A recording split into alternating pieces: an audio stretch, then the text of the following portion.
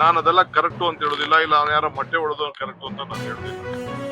ಮೊಟ್ಟೆ ಹೊಡೆದು ಕರೆಕ್ಟ್ ಅಂತ ನಾವು ಹೇಳುದಿಲ್ಲ. ಕಾನೂನು ರೀತಿ ಏನು ಕ್ರಮ ಕೈಗೊಳ್ಳಬೇಕು ನಮ್ಮ ಹೋಮ್ ಮಿನಿಸ್ಟರ್ ಆಗಲೇ ತಿಳಿಸಿದ್ದಾರೆ.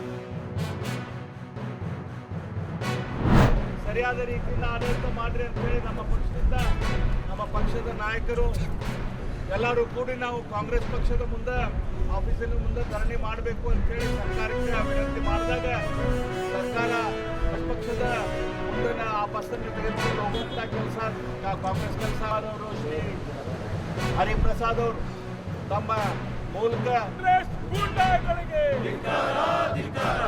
ಯಾವ್ಯಾವ ದುಷ್ಟ ಶಕ್ತಿಗಳ ಪಕ್ಷಗಳ